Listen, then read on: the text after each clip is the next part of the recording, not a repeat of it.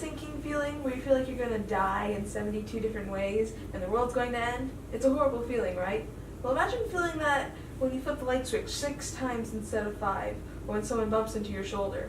Now imagine that not going away until you flip the light switch another 50 times, or wash your hands until they bleed. That's OCD.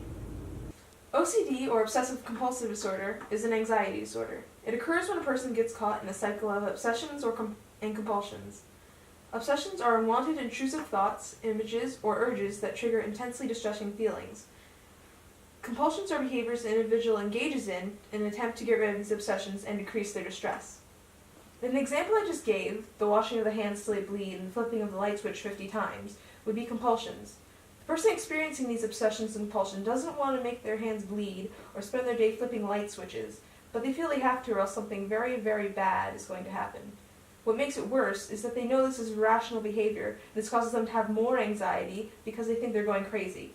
This often makes them unable to maintain a job or schooling because OCD can be very time-consuming. The author of the book that I was reading, OCD Daniel, has OCD. In his book he explains that these obsessions and compulsions can feel like if you're to lie down on the train tracks when you know a train is coming, and you know you can get up and walk off the tracks, so you do. And getting up off the tracks is giving into your compulsions because why would you want to be hit by a train? There are many different forms that OCD can take, like contamination obsessions with washing and cleaning compulsions. For example, you might feel that your hands are dirty or contaminated after touching a doorknob and worry that you will contaminate others with your germs.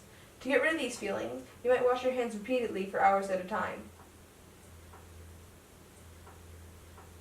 OCD can also take the form of harm obsessions with checking compulsions. For example, you might imagine your house burning down and then continuously drive by your house over and over again to make sure that there's no fire. Or you may feel that by simply thinking about a disastrous event, you are increasing the likelihood of it actually happening.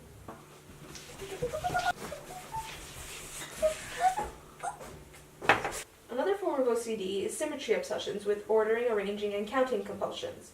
For example, you might feel the need to constantly arrange your shirts so they are ordered precisely by color.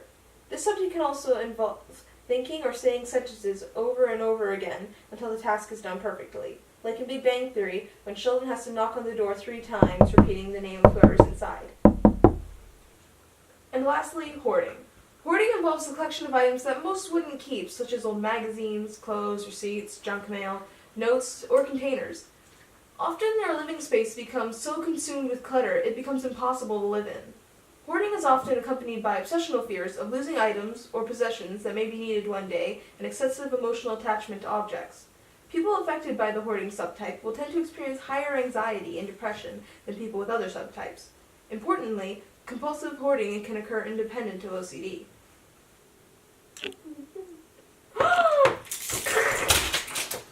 Many of you are probably wondering, what causes OCD? What causes OCD? The truth is, we don't really know.